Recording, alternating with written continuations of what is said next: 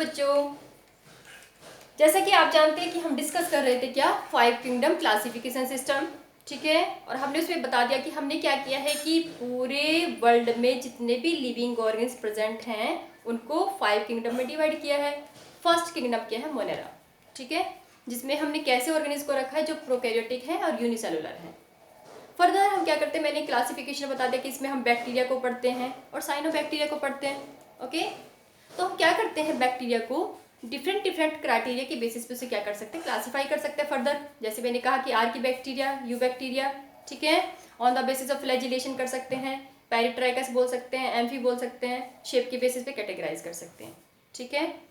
अब हमें क्या करना है, हम डिस्कस कर रहे थे कि जो ये बैक्टीरिया है उसकी स्ट्रक्चर क्या है, बता दिया मैंने फर्स्ट लेक्चर, पहले लेक्चर में बताया था आपको कि जो बैक्टीरिया की स्ट्रक्चर है उसमें क्या क्या होना चाहिए। न्यूक्लियोइड रीजन होता है, उसमें फ्लैजिला होते हैं, ठीक है, राइबोसोम्स होते हैं, राइबोसोम भी कौन से टाइप के हैं, 70S राइबोसोम। ओके, इसके बाद हम डिस्कस कर रहे थे क्या, रिप्रोडक्शन, ठीक है, रिप्रोडक्शन इन बैक्टीरिया। बैक्टीरिया जब रिप्रोडक्शन करता है तो एसेक्चुअल हमने बता दिया कि एसेक्चुअल मोड जो है वो या तो बाइनरी फिजन से होगा या फिर स्पोर फॉर्मेशन से, ठीक है। कैसे होगा? बाइनरी फिजन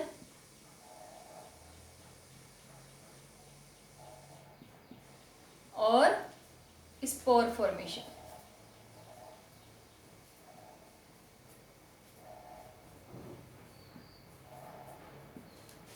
अब यदि हम सेक्सुअल रिप्रोडक्शन की बात करते हैं बैक्टीरिया में, तो सेक्सुअल रिप्रोडक्शन 3 टाइप से हो सकता है, 3 टाइप का है। सेक्सुअल रिप्रोडक्शन कितने तरीके से हो सकता है बैक्टीरिया में? 3 मेथड यूज करता है बैक्टीरिया। ओके, फर्स्ट को बोलते हैं हम ट्रांसफॉर्मेशन,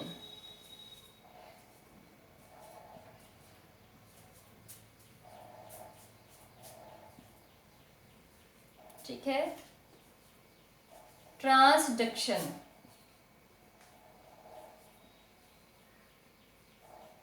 एंड कॉन्जुगेशन।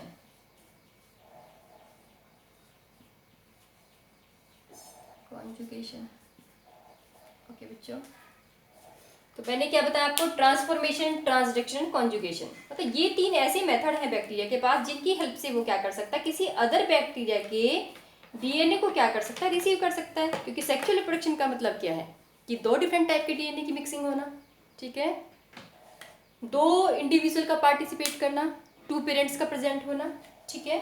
तो ट्रांसफॉर्मेशन में क्या करेगा बैक्टीरिया कि अपनी सराउंडिंग में जो भी इसके सराउंडिंग है, जो भी इसका एनवायरनमेंट है, वहां से जेनेटिक मटेरियल को क्या करना, पिक करना, ठीक है। मीन्स यदि इसके सराउंडिंग में कोई भी जेनेटिक मटेरियल प्रेजेंट है, ठीक है, तो उसका यहाँ पे एंटर करना और मिक्स होने को हम क्या बोलेंगे, ट्रांसफॉर्मेशन, ठीक है। मीन्स अपने न्यूट्रिएंट मीडियम में से अदर डीएनए को पिक करना, ट्रांसफॉर्मेशन, ठीक है। अब यदि किसी बैक्टीरिया के अंदर क्या हो जाए कि वायरस क्या कर सकते हैं, बैक्टीरिया को भी इन्फेक्ट कर सकते हैं, ठीक है। यदि वायरस क्या करे, किसी अदर बैक्टीरिया के डीएनए को इसके साथ मिक्स करा दे तो उसे हम क्या बोलते हैं, ट्रांसडक्शन, ठीक है। समझ में आ रही है बात? क्या बताया आपको, यदि अपनी सराउंडिंग से पिक करता है डीएनए को तब तो उसको बोलते हैं ट्रांसफॉर्मेशन, यदि वायरस के थ्रू मिक्सिंग होगी तो उसे बोलेंगे ट्रांसडक्शन। और यदि दोनों बैक्टीरिया आपस में क्या करते हैं, ये एक बैक्टीरिया है और ये अदर बैक्टीरिया है, ओके, यदि आपस में ज्वाइंट होके यहाँ पे एक ट्यूब बना के डीएनए को क्या करते हैं, मिक्स, इसका डीएनए जाके इसके साथ क्या हो रहा है, मिक्स हो रहा है, ठीक है। तो ऐसे सेक्सुअल रिप्रोडक्शन को हम क्या बोलते हैं, कॉन्जुगेशन। समझ में आ रही बात? क्या क्या बताया, एनवायरमेंट से पिक करेगा डीएनए को, ट्रांसफॉर्मेशन, वायरस के थ्रू आएगा तो क्या है, ट्रांसडक्शन, और दोनों बैक्टीरिया आपस में एक कंजुगेशन ट्यूब बना के यदि डीएनए को मिक्स करते हैं then it is known as the conjugation. Okay बच्चों, अब ये हमारा मोनेरा में बैक्टीरिया का सब कुछ मैंने फिनिश कर दिया है, उसका रिप्रोडक्शन, उसका मोड ऑफ न्यूट्रिशन, ठीक है, कैसे बेनिफिशियल है और कैसे वो हमारे लिए क्या है, हार्मफुल है, ठीक है। अब इसके बाद एक टर्म यूज करते हैं हम, क्या, माइकोप्लाज्मा, ठीक है, क्या बोलते हैं, माइकोप्लाज्मा।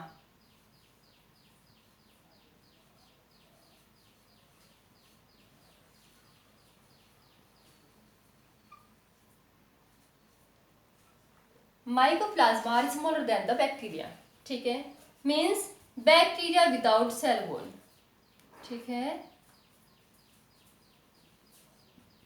मीन्स माइकोप्लाज्मा के अंदर वो सारे कॉन्स्टिट्यूएंट हैं जो किसके बाद बचते हैं, यदि आप बैक्टीरिया में से सेल वॉल को रिमूव कर लो और उसके बाद जो भी कॉन्स्टिट्यूएंट बचेंगे वो सारा का सारा हम क्या बोलेंगे, उस सारे के सारे मटेरियल को माइकोप्लाज्मा, ठीक है। माइकोप्लाज्मा क्या करते हैं, प्लांट और एनिमल में क्या करते हैं, बहुत सारे डिजीज को करते हैं। पहले इसको बोलते थे जोकर ऑफ एनिमल किंगडम,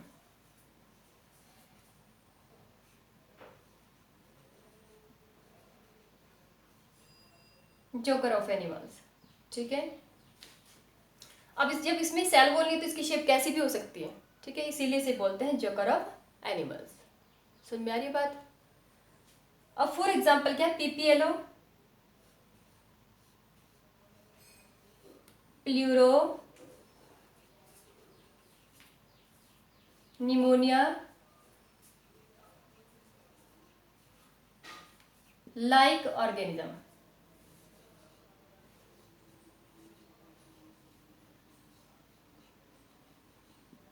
ठीक है। अब हम डिस्कस करते हैं किंगडम प्रोटिस्टा, ठीक है बच्चों। मोरेरा हमने फिनिश कर लिया है, अब डिस्कस करते हैं किसको, प्रोटिस्टा को, किंगडम प्रोटिस्टा।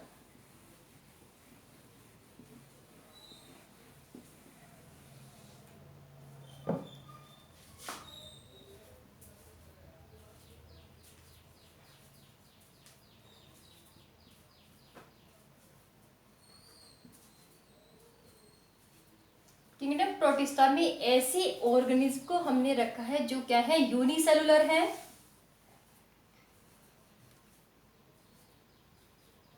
और कैसे हैं, यूकैरियोटिक,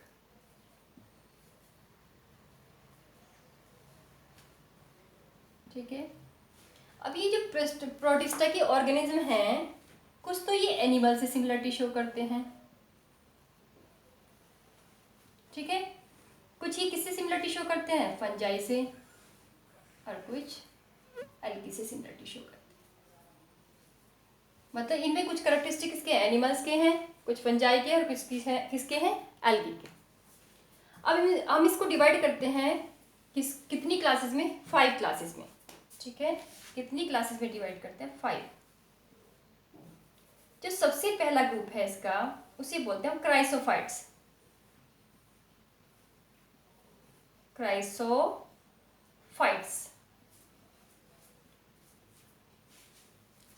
सेकेंड जो क्लास है that is known as the dinoflagellates,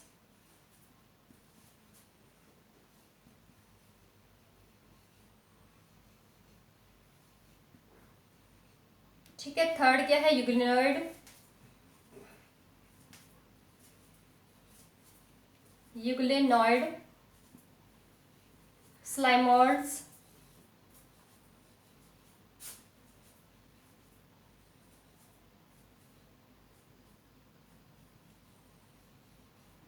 and protozoan.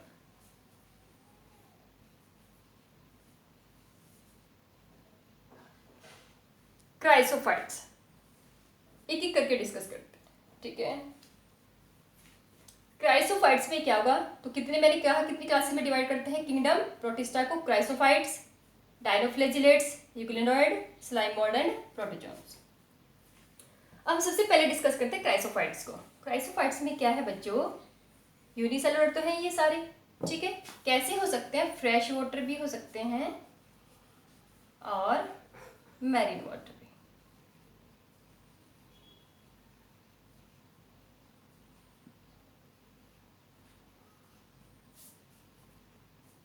Okay. जो सबसे मेन इंपॉर्टेंट थिंग है इनके अंदर, इन्हें हम क्या बोलते हैं, डायटम्स, डायटम्स बोलते हैं, या क्या बोलते हैं, डेस्मिड्स,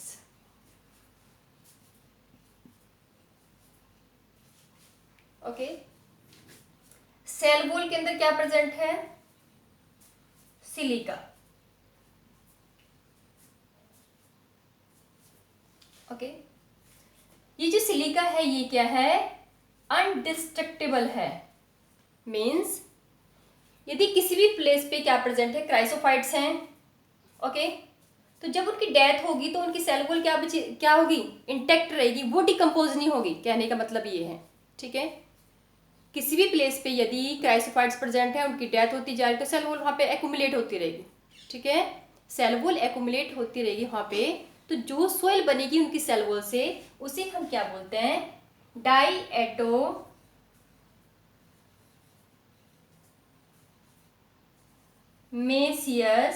अर्थ, ठीक है। काफी ड्यूरेबल है ये, मतलब जो सोइल यहाँ पे बनती है इनसे, सिलिका के डिपोजिशन से, ये क्या है? काफी ड्यूरेबल है।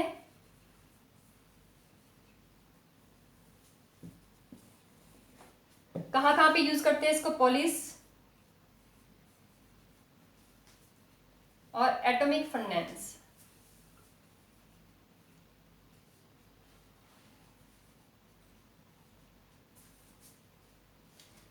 इसकी जो सेल वॉल है इसमें दो पार्ट्स होते हैं, ठीक है, और दोनों पार्ट्स आपस में ऐसे फिट होते हैं जैसे सॉ बॉक्स। ओके, ये क्या है? Cell wall of chrysophytes. तो क्या बताया आपको क्राइसोफाइट्स के बारे में कि क्राइसोफाइट्स क्या हैं? वो प्रोटिस्टियन हैं जो क्या है? फ्रेश वाटर में प्रेजेंट हो सकते हैं, मैरीन वाटर में भी, ठीक है। इनको डायटम्स या डेस्मिड बोलते हैं। सेल वॉल में सिलिका है, ठीक है। तो इनकी डेथ होने के बाद ये क्या हो जाएगी? डिपॉजिट हो जाएगी बॉटम पे जाके, जिसे हम बोलते हैं डाइएटोमियस अर्थ बोलते हैं, जो काफ़ी ड्यूरेबल सॉइल होती है। एटॉमिक फर्नेस भी यूज़ करते हैं पॉलिश करने के लिए, मतलब पॉलिश वगैरह बनाने के लिए इसको यूज़ करते हैं। ओके, नेक्स्ट जो इसकी क्लास है दैट इज डायनोफ्लेजिलेट्स, ठीक है। क्या बोलते हैं? Dinoflagellates. Dino means two flagella, मतलब इनके अंदर कितने फ्लैजिला है? 2।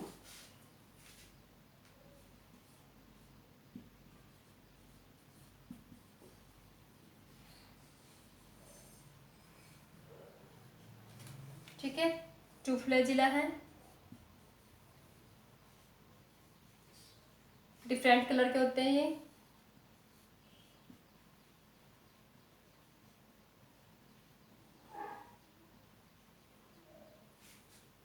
कैसे हो सकते हैं? Yellow, brown and red. Red tide एक टर्म है यहाँ पे, रेड टाइड मीन्स यदि डायनोफ्लेजिलेट्स एल्गल ब्लूम कोज करते हैं, ठीक है, तो सी का कलर कैसा हो जाता है? रेड। उसे हम बोलते हैं रेड टाइड। ओके, इसमें से कुछ पॉइजनस भी हैं, जैसे गोनुलैक्स।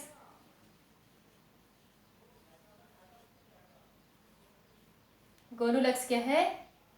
पॉइजनस।